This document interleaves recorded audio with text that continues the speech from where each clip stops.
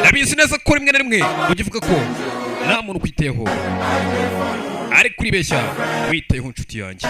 A day for you my friend. Bimeze bite? Ikibazo wanyu nuko ngarutse. John Drille akubwira ngo how are you my friend? Umeze ute muvandimwe? Okay, nitwa Cyotsi. Kora subscribe tujye tubana. Bibutsa ko nagarutse. Ati nunyibeshyeho. Nibyo koko maze igenda kuvugisha. Ariko nizeye kumeze neza. Kandi nizere ko rwose ibintu bigenda. Iteka turi mba gusengera. Sabe Imana ngikumira umugisha. Ntabwo nakwibagirwa ribaho. Ariko se ni gute nakwibagirwa? Ati reba urutugu rwanjye. Ngaho uryamaho wiruhukire. Urabizi ndagufite nibyo. Kandi uri n'inshuti yanjye magara.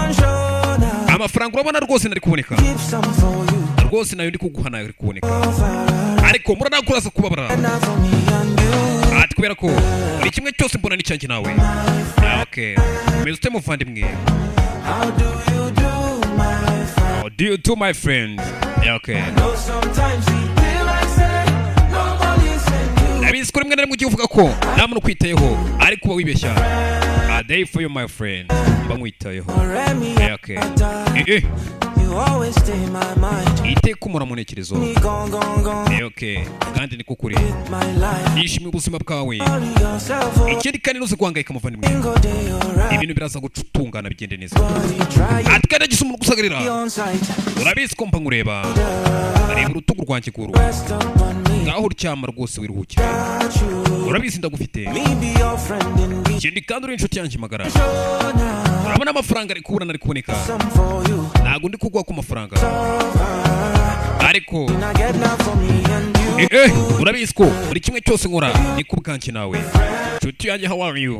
Umeze ute? Ndakubona muvandimwe. How do you do my friend? See you my sister. Bangubona sister.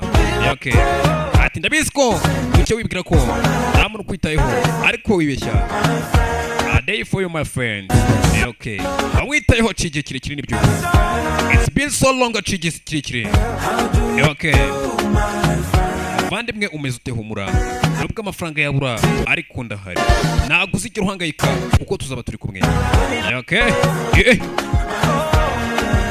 Bamwiteyeho muvandimwe. Ndabizi ko rimwe ndimo cyo wibwira ko nta muntu ukwitayeho ariko uba wibeshya witayeho inshuti yanjye. Ndabizi ko najya nkuhamagara kenshi ariko iteka umura mu ntekerezo. I day for you my friend. Mba nkwitayeho.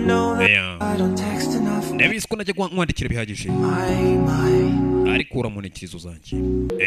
Icyo twanyu. Ciao ciao.